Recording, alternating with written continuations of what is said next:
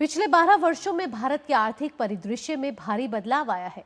विकास, डिजिटलीकरण, विनिर्माण और वित्तीय समावेशन जैसे सुधारों के दम पर भारत मजबूती के साथ आगे बढ़ रहा है। आर्थिक विकास और सामाजिक कल्याण से लेकर आत्मनिर्भर भारत और ईज ऑफ डूइंग बिजनेस तक, आधारभूत संरचना के विस्तार से लेकर वैश्विक मंच पर भारत की मजबूत मौजूदगी तक भारत ने अभूतपूर्व गति के साथ प्रगति की है। देखिए ये report.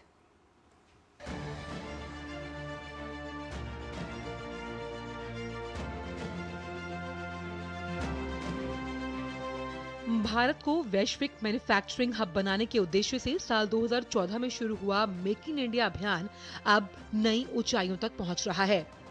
Mobile phone, electronics, automobile, रक्षा उत्पादन और सेमीकंडक्टर जैसे क्षेत्रों में भारत तेजी से अपना उत्पादन बढ़ा रहा है।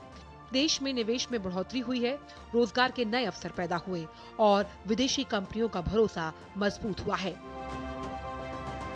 मेक इन इंडिया को मजबूती देने के लिए सरकार ने PLI स्कीम शुरू की। इस योजना के तहत कंपनियों को उत्पादन बढ़ाने पर आर्थिक प्रोत्साहन दिया जाता है। मोबाइल निर्माण हो, फार्मा, टेक्सटाइल, इलेक्ट्रॉनिक्स जैसे कई सेक्टर्स में इसका सकारात्मक असर दिखाई दे रहा है। इसी का परिणाम है भारत अब दुनिया में बड़े मोबाइल निर्यातक देशों में शामिल है। पिछले 12 सालों में मोदी सरकार ने कारोबार करना आसान बनाने के लिए तमाम कदम उठाए। नीतियों में सुधार हुआ, जिसकी वजह से व्यापारिक सुगमता बढ़ाई गई। व्यापार को आसान बनाने के लिए कंपनीज एक्ट में कई प्रक्रियाओं को सरल बनाया गया, जिसकी वजह से कारोबारियों को कम कागजी कार्रवाई और तेज मंजूरी मिल पाई।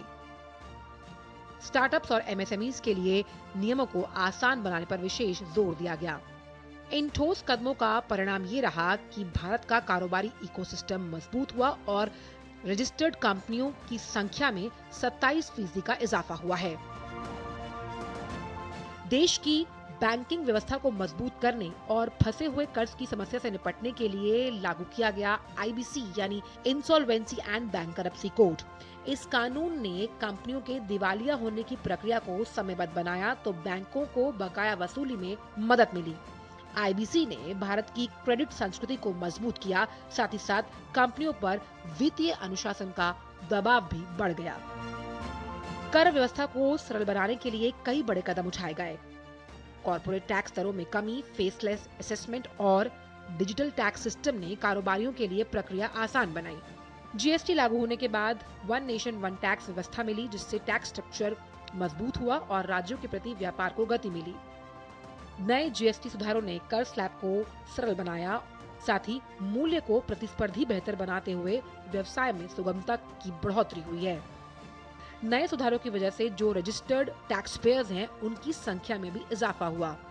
2025 तक 1.5 करोड़ से अधिक रजिस्टर्ड टैक्स पेयर्स हैं, जिसकी वजह से व्यवसाय संचालन और आसान हुआ। ई-वे बिल वॉल्यूम में भी सालाना तौर पर 21% का इजाफा हुआ है। आज का भारत विकसित होने के लक्ष्य पर तेजी से काम कर रहा है और हमारे इस लक्ष्य की प्राप्ति में रिफॉर्म एक्सप्रेस की बहुत बड़ी भूमिका है।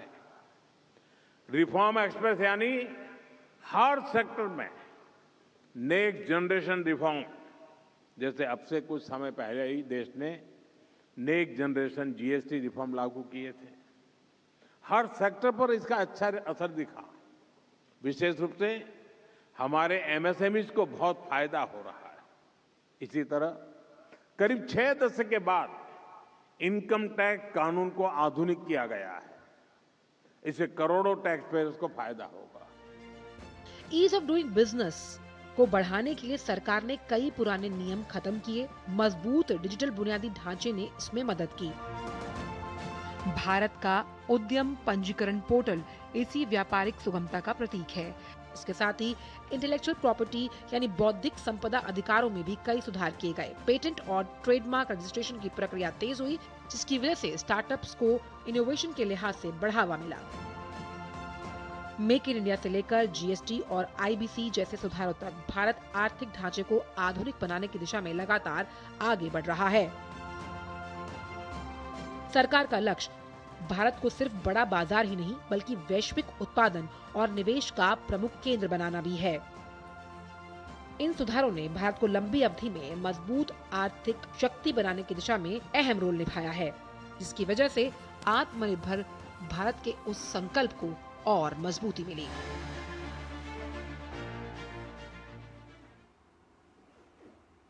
और भारत